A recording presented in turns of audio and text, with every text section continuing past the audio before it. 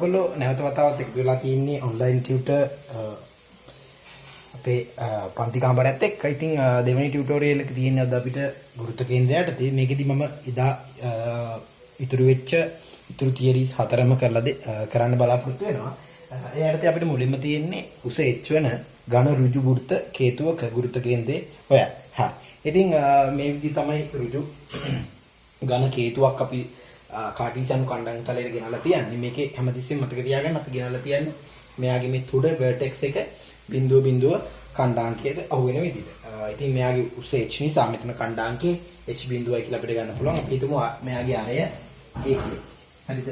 දැන් අපි මෙයාගේ අර අංශු මාත්‍රී කොටසක් අර කලින් තියරිස් තුනේදීම අපි කළානේ අංශු මාත්‍රී දිගක් ගන්න.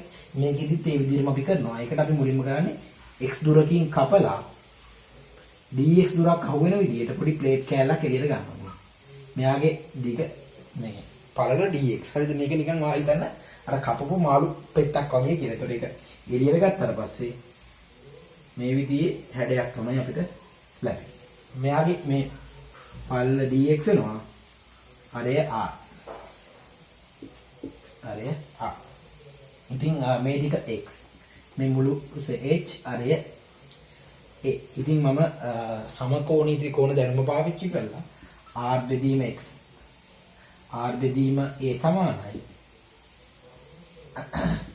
x බෙදීම h කියලා ලියලා මෙතනින් මම r xh වතාවක් a කියලා උත්තරලා ගන්න. ඉතින් මේක තමයි මෙයාගේ මේ අර අපි කපලා ගත්ත ප්ලේට් එකේ අරය වෙන්නේ. ඉතින් මේ ප්ලේට් එකේ අපි ස්කන්ධය හොයන්න බෑ. මොකද අපි dm දැනගන්න ඕනේ. dm හොයන්න ඕනේ. x හොයන්න ඕනේ. මේකේ අරමුණ දැක්වීම ලියන්න. ඉතින් dm x හොයන්න. ඕල් දන්නවා මේ අංශු මාත්‍රී කොටසේ අපිට ස්කන්ධ දැන් මෙයා ඇවිල්ලා ඉස්සල්ලා වගේ අර තනි ප්ලේට් එකේ එකක් නෙමෙයි 2D නෙමෙයි මේක 3D වස්තුවක්. ඒක 3D වස්තුවක කොහොමද ස්කන්ධය හොයන්නේ? අපි ළඟ තියෙනවා ρ සමානයි n බෙදීම v කියලා සම්බන්ධතාවයක්. ඒක ස්කන්ධයේ බෙදීම පරිමාව ඝනත්වයට සමාන වෙනවා. මම මෙයාගේ ඝනත්වය ρ කියලා උපකල්පනය කළා. dm මම ලියනවා ρ වැඩි කිරීම v. v කියන එකට මම මෙයාගේ පරිමාව දානවා. පරිමාව කියන්නේ 5r වර්ගය h. මොකද මේක සිලින්ඩරයක් නේ. 5r වර්ගය h කියන්නේ dx. ඒක r වෙනකොට මම මෙයාව ගෙනල්ලා දානවා. එතකොට මම ලියන්න පුළුවන් ρ 5 x වර්ගය h වර්ගය a වර්ගය dx කියලා. ඒතකොට x කියන්නේ ඒ අංශු මාත්‍රී කොටසට ගුරුත්ව කේන්ද්‍රයේ තියෙන දුර ඒක xම තමයි. මොකද මේ dx කියන්නේ පොඩිනේ. එයා xම තමයි. ඉතින් ওই විදිහට අපි ලියාගත්තට පස්සේ දැන් අපිට තියෙන්නේ සම්බන්ධතාවය ලියන්න. x බා සමානයි x dm බෙදීම dm. මෙන්න මේ සම්බන්ධතාවයට ගෙනල්ලා ආදේශ කරන්නයි තියෙන්නේ. හරිද?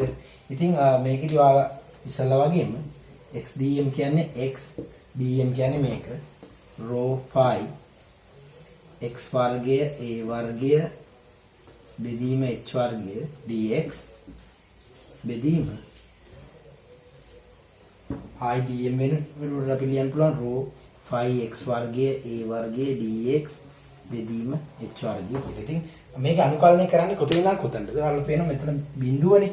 මේ වගේ ප්ලේට් මෙහෙම කප එතෙන් දෙනකන් අපිට යන්න වෙනවා. එහෙනම් බිඳුවේ ඉඳන් h වෙනකන් අපිට දාන්න වෙනවා. ඉතින් මේ විදිහට අපි අරගෙන මේක කරන එහෙම සුළු කළා අපිට පොදු පද ටික ඉලියට ගන්න පුළුවන්. x බා සමානයි ρ පොදුයි 5 පොදුයි a වර්ගය h වර්ගය පොදුයි x ඝනය විතරක් ඉතුරු වෙනවා. බිඳුවේ ඉඳන් h වෙනකන්. ඔයාලට අරගෙත් එළියට ගන්න පුළුවන් 5 ρ a වර්ගය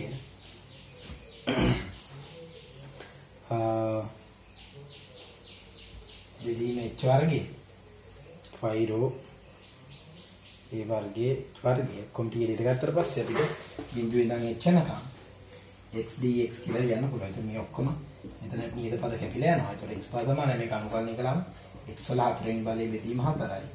x වල මෙතන වර්ගය x වල ඝනය බෙදීම 3යි කියලා අපිට ලියන්න පුළුවන්. ඒතකොට මෙතන බිඳුවේ ඉඳන් h වෙනකම් මෙතන බිඳුවේ ඉඳන් h වෙනකම් අපිට ලියන්න පුළුවන්. ඉතින් x බා ඔයාලට සුළු කරලා ගන්න පුළුවන්. x की 4 බෙදීම 4යි 3යි x ඝනය. ඉතින් x බා සමානයි 4න් 3යි h කියලා අපිට එනවා. ඒතකොට ගුරුත්ව කේන්ද්‍රය 4න් 3යි h බිඳුවයි කියලා අපිට හඳුනා ගන්න පුළුවන්. ඉතින් ඝන කේතුවක ගුරුත්ව කේන්ද්‍රයේ පිහිටීම අපිට එන්නේ ඔයගොල්ලෝ මේක මම හිතන්නේ භෞතික විද්‍යාවේදීත් ඔයගොල්ලෝ මේක හදාarලා තියෙනවා. කියන්නේ ඔයගොල්ලෝ හොයලා ගත්තේ නැහැ. ඔයාලා තියරියක් විදිහට යූස් කරලා තියෙනවා. ඉතින් මේ වගේ තමයි සරල ඝන උස h වන ඍජු කේතුවක ගුරුත්ව කේන්ද්‍රයේ පිහිටීම අනුකලනයේ පාවිච්චි කරලා හොයන්න. ඉතින් අනුකලනය තමයි ඇත්තටම ස්ටෑන්ඩඩ් මෙතඩ් එක ඕනම වස්තුවක ගුරුත්ව කේන්ද්‍රය ඕනම වස්තුවක ස්කන්ධය හොයන්න පාවිච්චි කරනවා. ඉතින් අනුකලනය තමයි මේන්ම ක්‍රමවේදය. ඒ කියන්නේ ලෝකෙ පිළිගන්න ක්‍රමවේදය මේ අනුකලනය තමයි. ඉතින් අනුකලනය පාවිච්චි කරලා තමයි අපි හැම වස්තුවකම ගුරුත්ව කේන්ද්‍රයේ පිහිටීම හරියටම තියෙන තැනත් එක්ක හොයාගන්න. හරි. මේකත් ඔයගලන්ගේ හෑන්ඩ් අවුට් එකට දාගන්න. අපි ඊළඟට තියෙන වස්තුව වෙත යමු. අපි ඊළඟට බලමු අර ඒවන ඒකාකාර ඝනාර්ධගෝලයක ගුරුත්ව කේන්ද්‍රය කොහොමද අනුකලනය පාවිච්චි කරලා හොයන්නේ කියලා. ඉතින් මේ වගේ එකක් ගත්තොත් මේ තියෙන ඝන අර්ධගෝලයක් මේක අපි ඉස්සලා වගේම x දුරකින් කපලා ගන්නවා. ඒත් x දුරකින් කපලා dx දුරකින් කපුවොත් මේ වගේ පළුවක් අපිට එනවා. ඒතකොට ඒ පළුවේ අපි කපලා ගත්තාට පස්සේ මේක මාළු කුරියක් වගේමයි ආයි මේ විදිහට අපිට ගන්න පුළුවන්. ඒතකොට මෙයාගේ මේ පල්ල dx මෙතන අරේ අපි දන්නේ නැහැ හැබැයි. මේ අරේ අපි r කියලා ගත්තා. මේක r ලියන්න පුළුවන් a කියලා මේක x පයිතගරස් දැම්මම පස්සේ a වර්ගය ඍණ x වර්ගය කියලා අට r ලියා ගන්න පුළුවන්. a වර්ගය ඍණ x වර්ගය. එතකොට මෙයාගෙත් අපි dm උයි x උයි හොයන්න ඕනේ. dm කියන්නේ මෙයාගේ පරිමාව වැඩි කිරීම ඝනත්වය. පරිමාව කියන්නේ phi වර්ග අරේ වර්ගය a වර්ගය ඍණ x වර්ගයේ වර්ගමූලයේ වර්ගය නිකන් උච්චනා වෙනවා. වැඩි කිරීම dx. x කියන්නේ xමයි. x කියන්නේ xමයි. ඉතින් දැන් අපිට තියෙන්නේ ආර්ථ දැක්වීමකට ගෙනල්ලා දාන්න. x බා සමානයි x dm බෙදීම dm. මේක ආර්ථ දැක්වීමකට අපි දාමු. x dm කියන්නේ x කියන්නේ xමයි. dm කියන්නේ ρ phi a වර්ගය ඍණ x වර්ගයේ dx. ආයිත් dmයි ρ phi a වර්ගය ඍණ x වර්ගයේ dx. ඒතර අනුකලනය කරන්න ඕනේ අපි මේ වගේ අංශුමාත්‍රික කොටස් මෙතන ඉඳන් කපාගෙන මෙතන දෙනකන් යන්න වෙනවා. බිඳුවේ ඉඳන් ඒට බිඳුවේ ඉඳන් ඒට. දැන් පොදු පද එළියට ගත්තට පස්සේ වාට ρ phi එළියට ගන්න පුළුවන්. x a වර්ගය ඍණ x වර්ගයේ dx.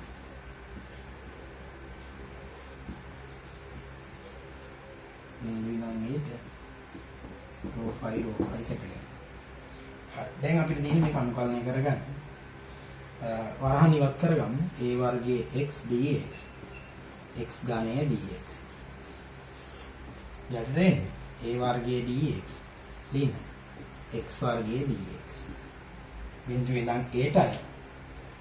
බිඳුවේ ඉඳන් aට බිඳුවේ ඉඳන් aට බිඳුවේ ඉඳන් a බිඳුවේ ඉඳන් ඒ විදිහට තියාගත්තට පස්සේ වාට a වර්ගය එළියට අරගෙන x අනුකලනය කරන්න පුළුවන්. x වර්ගයේ බෙදීම 2. x ඝනය අනුකලනය කළාම x 4 බෙදීම 4යි. මෙතන a වර්ගයේ එළියට ගත්තට පස්සේ එක අනුකලනය කළාම x.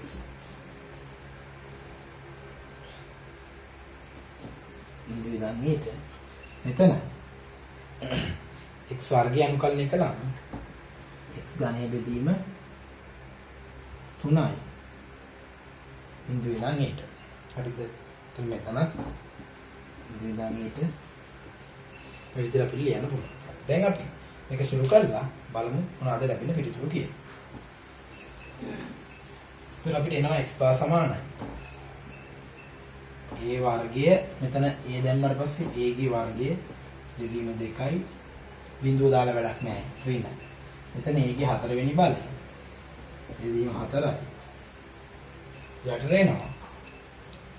a වර්ගයත් එක්ක a දැම්මම a එකයි බිඳුව දාලා වැඩක් නැහැ. ඒ ගානේ බෙදීම 3යි. ඉතින් අපිට ලැබෙන පිළිතුර මේ විදිහට අපි x බා සමානයි මෙතන a ගේ 4 වෙනි බලය බෙදීම 2යි. a ගේ 4 වෙනි බෙදීම 4යි. මෙතන a ගේ ගානේ බෙදීම 1යි. a ගේ ගානේ බෙදීම 3යි. දැන් පොදු හරයක් ගත්තාම ඔයාලට පේන මෙතන දෙකෙන් බෙදි කළාම 2යි a 4 වෙනි බලය ඍණ a 4 බෙදීම 4යි. බෙදීම මෙතන 3 ගත්තා නම් 3යි a ගණය ඍණ a ගණය බෙදීම 3. හරිද?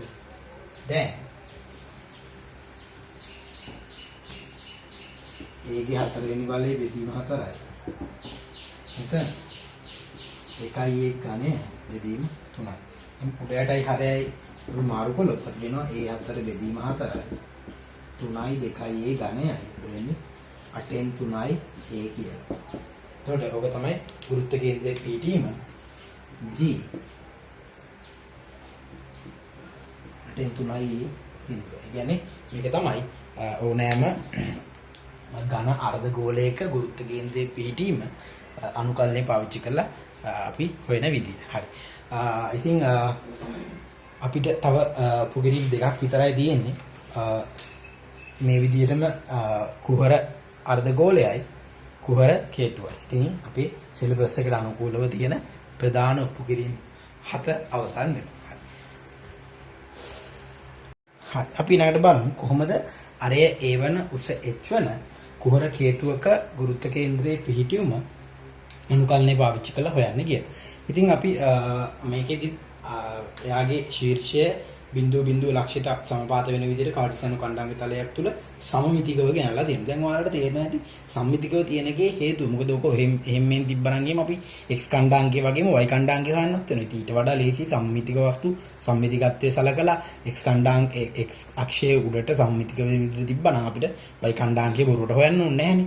ඒකයි ඉතින් y කණ්ඩාංගය හැමතිස්සෙම මැදනේ ඉන්නේ. ඉතින් බොරුවටක් නිසා තමයි අපි හැමතිස්සෙම මෙයාව ගෙනල්ලා හරියට සමමිතික විදිහට තියන්නේ. ඉතින් සම්මිතික හැම වස්තුවක්ම ගෙනල්ලා තියෙන ওই විදිහට තමයි කියන්නේ. මේ හතින් පරිබාහිරව ඔයාලට මොකක් හරි වෙන එකක් දුන්නත් ඔයාලා ඒගොල්ලෝම සම්මිතික වෙන විදිහට තියන්න. මොකද ඒතර එක් ඛණ්ඩාංකයකින් හරි ඔයාලට බේරෙන්න පුළුවන්. ඒකයි. සහ විභාගෙදි කොහොමද ගණනක් ඩිසයින් කරනකොට ඒ විදිහට ගන්න විදිහට තමයි ඒගොල්ලෝ ප්ලෑන් කරලා දෙන්නේ.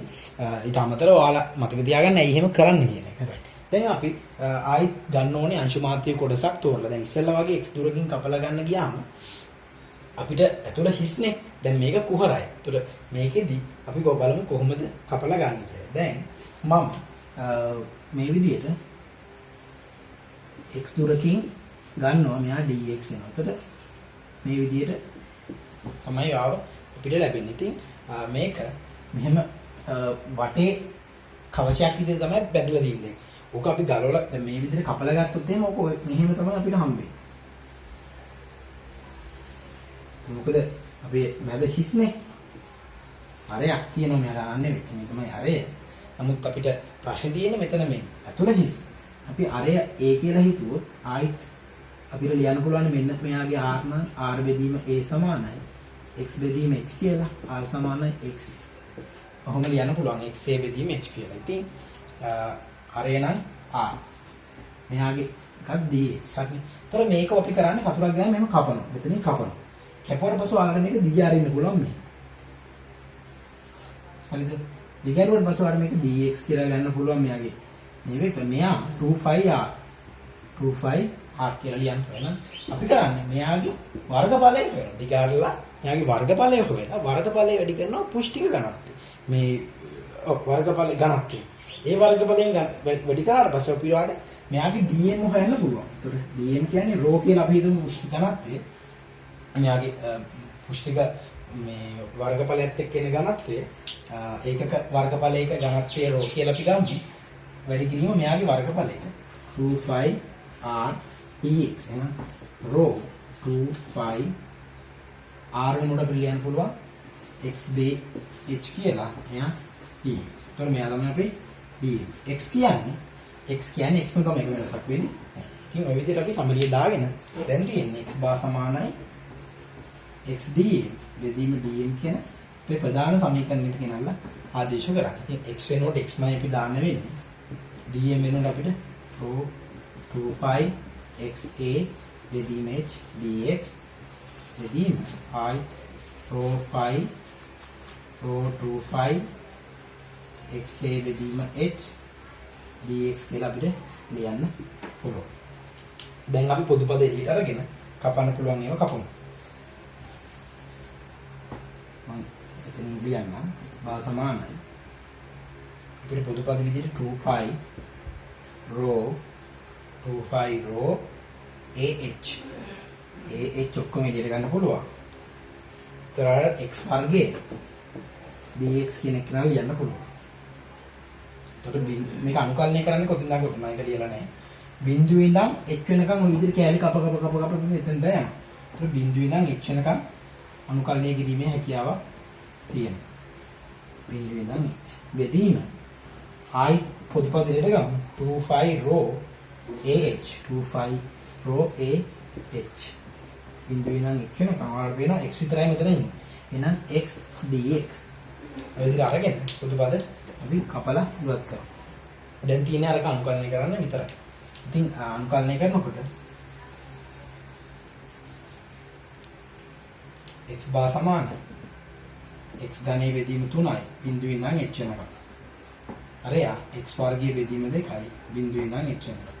එහෙනම් ඔයාලට පේනවා මෙයා x ධනයේ බෙදීම 3යි බෙදීම h වර්ගයේ බෙදීම 2යි. ඒතර ඔයාලා මාරු කරාට පස්සේ x ධනයේ බෙදීම 3යි h වර්ගය. එහෙනම් අපිට x බා කියන එක කෙනා පහසුවෙන්ම ලැබෙනවා.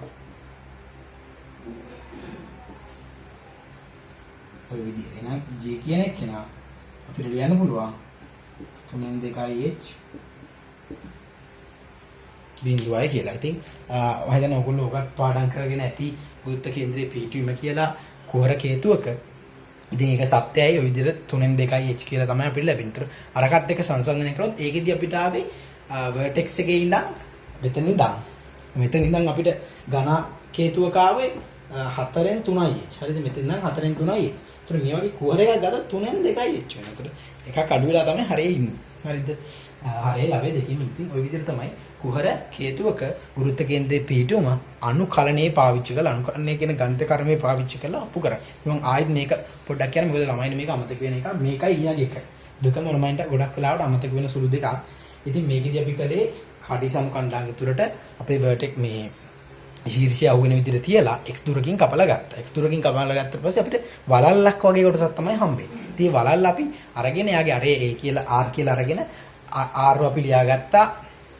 ඉස්සෙල්ලා කලින් කියපු විදිහටම r අපි ලියාගත්තා මේ සමකෝණී ත්‍රිකෝණ දැනුම පාවිච්චි කරලා. ඊට පස්සේ අපි කපලා ගත්ත ප්ලේට් එක නිකන් වලල්ලක් වගේ එක්කෙනා දිගෑරලා 25r කියලා යාගේ එක පැත්තක දිගත් අනිත් එක්කෙනා dx විදිහට අපි හොයාගෙන ඒක වැඩි කරලා වර්ග ඝනත්වයෙන් වැඩි කළා. ඒ ඝනත්වයෙන් වැඩි කරාට පස්සේ අපිට යාගේ ස්කන්ධය ආසන්න වශයෙන් එනවා dm. dm උත් හරි x උත් හරි. ඊට පස්සේ අනුකලනයේ සමීකරණයට ගෙනල්ලා දාලා සුළු කරාපු එක විතරයි කරේ. ඉතින් ආලා මතක තියාගන්න ඕන කොහොමද අංශු මාත්‍රික කොටස තෝරගත්තේ කියන එක විතරයි අත්තරම. ඊට පස්සේ ගාන හදන විදිය අනුකලනයට තමයි අයිති වෙන්නේ. right. අපි තව එක කොටසයි තියෙන්නේ. මෙතනින් අපේ අනුකලනයේ සම්බන්ධව තියෙන ඔප්පු කිරීම 7ම අවසන් වෙනවා. අපි එන ඊළඟ එකත් බලමු. මොකද්ද කුහර අර්ධගෝලයක අනුකලනයේ ක්‍රමය පාවිච්චි කරලා කොහොමද මේ ගුරුත්ව කේන්ද්‍රයේ පිහිටීම හොයන්නේ කියලා. හරි. මේ තියෙන්නේ ඍජු කුහර ගෝලයක්. අපි බලමු කුහර ගෝලයක කොහොමද අර ඒ වෙන ඍජු කුහර ගෝලයක් මේකේ කොහොමද අපි අනුකලනයේ පාවිච්චි කරලා හරියාකාරව මේ ගුරුත්ව කේන්ද්‍රයේ පිහිටීම හොයාගන්නේ කියලා. හරි. මේකෙත් අපි අංශු මාත්‍රයේ දිගක අර විදිහටම හොයන්නේ. හැබැයි මේකෙදි අපි x දුරකින් නෙමෙයි කපන්නේ. මේකෙදි අපි කපන්නේ θ දුරකින්. θ දුරකින් කපන්නේ මේ විදිහට. මුලින්ම θ දුරකින් කපලා ඊට පස්සේ d දුරකින් කපනවා.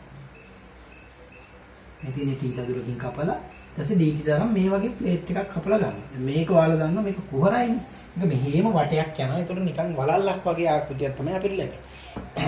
s සමානයි r θ ගන්නවා. මෙයා a d θ කියලා අපිට ලියන්න පුළුවන්. ඒතර මේ වලල්ල කපලා ගත්තොත් මේ විදිහේ හැඩයක් තමයි මේ වලල්ලට තියෙන්නේ. ADT කියලා යාගේ උසත් අරය අපිට R කියලා අපි ගමු. දැන් මෙයාගේ අරය කියන්නේ මෙන්න මෙතෙන් නම් මෙතන තියෙන මුළු දිග. ඒතර ආට එක ලියන්න පුළුවන් නේද මේක අරය A නිසා A cos θ A sin θ කියලා A sin θ කියලා අපිට ලියන්න පුළුවන්.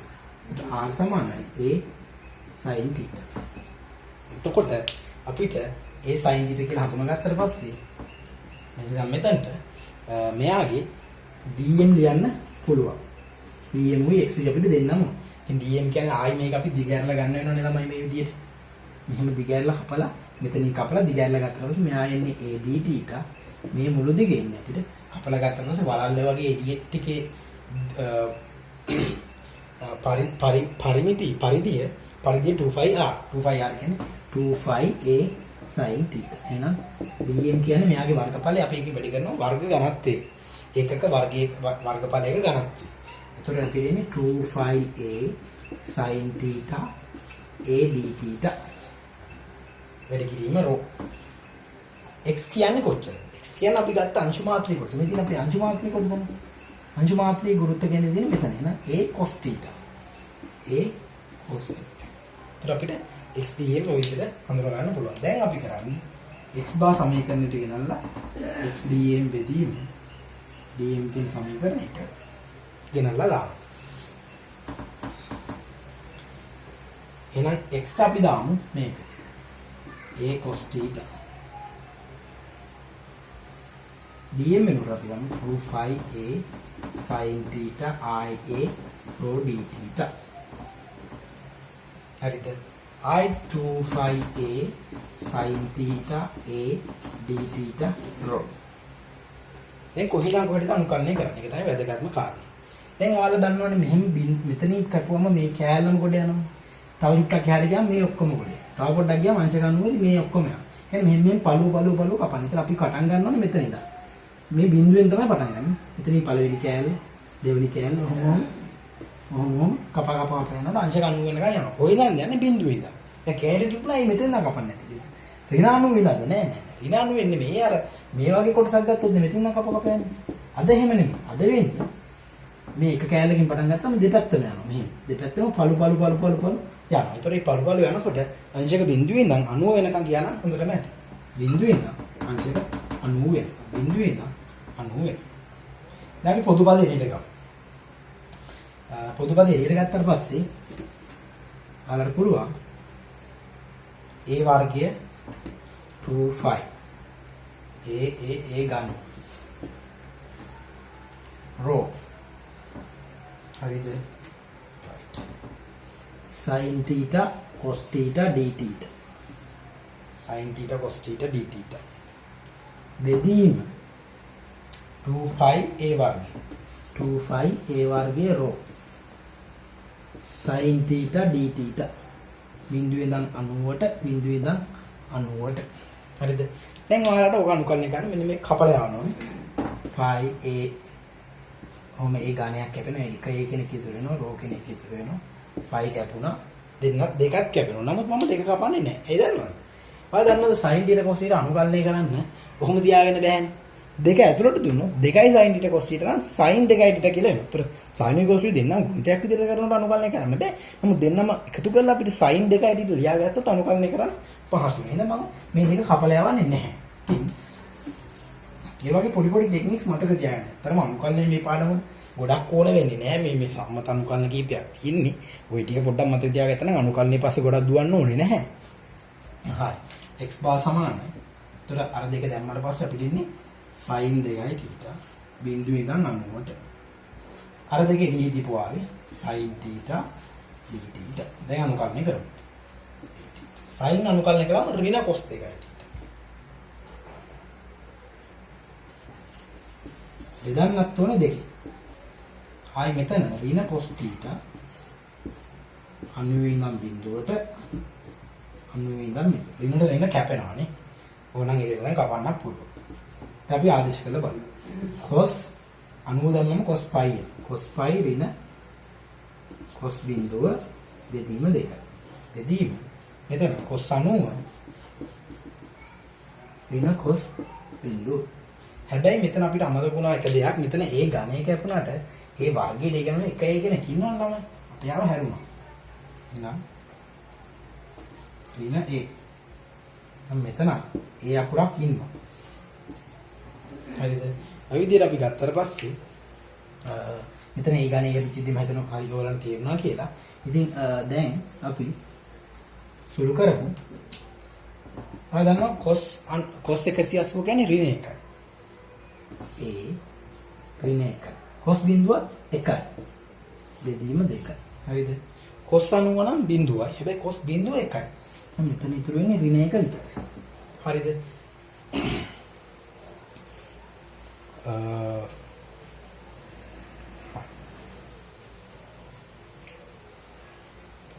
cos pi ඍණ 1යි ඍණ 2යි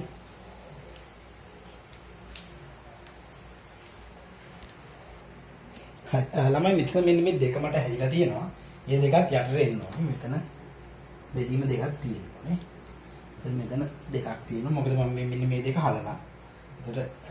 එතකොට මේ දෙකයි මෙතන හතරක් දැම්ම නම් හරි නේද? දෙක ආයි වෙඩි කිරීම දෙක. එතකොට ඔයාලට පේනවා මෙතන සුළු කළාට පස්සේ ඍණ 2යි a ඍණ 4යි. ඒ කියන්නේ a බෙදීම 2යි කියලා එනවා. හරි. එතකොට ඇත්තටම මේ බෙදීම දෙකයි තමයි. කියන්නේ ඕනම කුහර ගෝලයක වෘත්ත කේන්ද්‍රයේ පිහිටුම මේ බෙදීම දෙක තමයි. මේ බෙදීම දෙකයි බිඳුවයි කියලා තමයි අපි හඳුනා ගන්න ඕනේ. එතකොට මේකෙදි මේක ටිකක් අමාරුයි. ඒ කියන්නේ ඉතින් පොඩි වැඩ කැලේ ටිකක් වැඩි. මොකද අපි කපලා ගත්ත විදියත් හරි වෙනස්. මොකද මෙච්චර වෙලා අපි වැඩිපුරම කළේ x දුරක් තියලා x දුරකින් dx දුරක් තියලා කපපු එකනේ. නමුත් දැන් අපි කළේ θ වලින් කපලා d θ වලින් කපලා එතනින් එක පතුරක් අරගෙන ඒක වලල්ලක් වගේ නිර්මාණය කරලා ඒක ගෙනල්ලා එතන දිගෑරලා 2πr දාලා මේ පරිධිය හොයලා dt adt එකෙන් වැඩි කරලා අපි dm හොයාගත්තා. ඊට පස්සේ x අපි හොයලා ගත්තේ අරගේ ඒ cos θ කියලා නවලා අරගෙන හැමදෙස්සෙම ළමයි තේරුම් ගන්න මේ ගුරුත්ව කේන්ද්‍රය මෙන්න මෙහා. මෙන්න මේක තමයි ඇත්තටම x කියලා ගන්න. හරිද? නැතු මෙන්න මේ a කියලා ගන්නේ මෙතන හරියටම x අක්ෂය දිගේ ගුරුත්ව කේන්ද්‍රය තියෙන දුර තමයි මේ x කියලා කියන්නේ. අර කලින් අවස්ථාවේදී කිච්චර තේරෙන්නේ නැහැ. මොකද x මනේ අපි ගත්තේ. x වලින් කපලා i dx වලින් කපුවම ඉතින් ගුරුත්ව කේන්ද්‍රය දුර x තමයි. නමුත් මෙතනදී අපි කියපුවේ θ වලින් ඒතර dd තමයි නවලා ගත්තේ. එතකොට මේ θ තමයි නවලා ගත්තේ. එතකොට ඒක ඒ cos θ කියලා තමයි x ගන්න. එතකොට ඒක අරගෙන අපි අපේ සම්මත සමීකරණයට දාලා අනුකලනය කරලා අරගෙන ඒ බෙදීම දෙකයි කියලා. ඉතින් ওই විදිහට තමයි කුහර අර්ධ ගෝලයක වෘත්ත කේන්ද්‍රයේ පිහිටීම හරියාකාරව හොයාගන්න.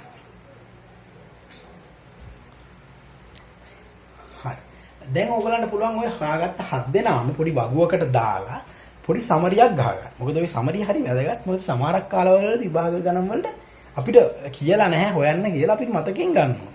දැන් උදාහරණයක් විදිහට ඔයාලට හිතන්න මෙහෙම ඝන අර්ධගෝලයයි ඝන කේතුවයි දෙන්නම පාවිච්චි කළ මොකක් හරි නිර්මාණයක් කරනවා. හරිද? ඒතකොට මේ සංයුක්ත වස්තුවේ ගුරුත්ව කේන්ද්‍රයේ පිටුමාරේ මොකක් හරි අපිට හොයන්න ඕනේ නෝ. එතකොට අපි ඔයාගෙන් විභාගෙදී අහන්නේ ඝන අර්ධගෝලයේ විතරක් කියලා හිතන්නකෝ. ඒතර ඔයා ඝන කේතුව හොයන්න ඕනේ නෑනේ බොරුවට. නමුත් ඔයාලට ඝන කේතුව මතක නැත්තම් මාර ප්‍රශ්නයක් වෙනවා. ඒතර ඒ වගේ වෙලාවට මතක තියාගන්න ඕනේ කොහොමද මේගොල්ලන්ගේ ගුරුත්ව කේන්ද්‍රයවල අපි මේ මතක තියාගන්න මෙයාගේ ගුරුත්ව කේන්ද්‍රය කීයද කියලා. කොතනින්ද තියෙන්නේ? කොච්චර දුරකින්ද කියලා. ඊට පස්සේ ඔයාලට පුළුවන් ඒක පාවිච්චි කරලා ගණන් වලට ඇප්ලයි කරලා බලන්න. ඊට අමතරව සමරියක් ගහ ගන්නකොට සමරියේ කෙලවර තීරුවේ අපි දාගමු කොහොමද මේක අංශු මාත්‍රී දිග කපලා ගත්තේ කියලා. දැන් සමහරක් ඒවා අපි ගත්තේ x දුරකින් අරගෙන dx වලින්නේ. සමහරක් ඒවාද අපි කරේ θ වලින් අරන් dt වලින්. ඒ විදිහට අර. එතකොට පොඩි මතකයක් දාගත්තා නම් කොහොමද කෝණ වලින් කපලා ගත්තේ කවුද? මේ දිගකින් කපලා ගත්තේ කවුද කියලා ඔයාලට හරි වැදගත්. ඊළඟ කාරණාව තමයි කුහර මේ අර්ධගෝලයේ ගන්නකොට කවදාවත් x දුරකින් කපලා ගන්න එපා. මොකද අනුකලනය කරන්න ගියාම ඒක කරන්න අමාරුයි. ඒකයි θ වලින් කපලම ගන්න. මොකද ඊට පස්සේ ආදේශ භාවිතයෙන් අනුකලනයක් කරගන්න වෙනවා. ඕගොල්ලන්ට ඒක කරදරයි. මොකද අනුකලනේ පාඩම නෙමෙයි මේක. මේක අප්ලයිඩ් පාඩම මේක වෘත්ත කේන්ද්‍රයේ පාඩම. ඉතින් මේකදී අනුකලන අපි උදව්වට ගන්නවා විතරයි. නේද? අනුකලනේ ගානක් හදන්න අපිට බලාපොරොත්තු වෙන්නේ නැහැ නේ. ඒක පියෝ පාඩමක් විදිහට වෙනම තියෙනවා අනුකලනේ කියලා. අනුකලනේ කියන එක පාවිච්චිට අරගෙන තමයි අපි මේ කරන්නේ. නමුත් අනුකලනේ පස්සේ ගොඩක් දුවන්න බෑ අපිට. right. හරි එහෙනම් දෙවන ටියුටෝරියල් එක යටතේ අපි ගුරුත්ව කේන්ද්‍රය සම්බන්ධ වෙන සියලුම තීර ටික අවසන් කළා. ඊළඟ ටියුටෝරියල් එකත් එක්ක එකතු වුණොත් ඔයගලන්ට පුළුවන් ගුරුත්ව කේන්ද්‍රය සම්බන්ධ ගැටලුවක් කොහොමද විභාග ගැටලුවක් කොහොමද නිර්මාණය වෙලා තියෙන්නේ, ඒ වගේ ගැටලු කොහොමද අපි විසඳගන්නේ කියලා බලාපොරොත්තු. එහෙනම් ඔය තියරි 7 මම හිතනවා ඔයගොල්ලෝ නැවත කීප වතාවක්ම පුරුදු වුණා නම් හොඳයි කියලා. මොකද විභාගෙදී ඔය අමතක වෙන්න ඉඩ තියෙනවා. එහෙනම් දෙපාරක් තුන් පාරක් කරලා පුරුදු වෙන්න. ඊට පස්සේ අපි ඊළඟ ටියුටෝරියල් එකකින් හම්බෙමු. එහෙනම් බොහොම ස්තුතියි අපිට එක්ක වුණාට. සුබ දවසක්.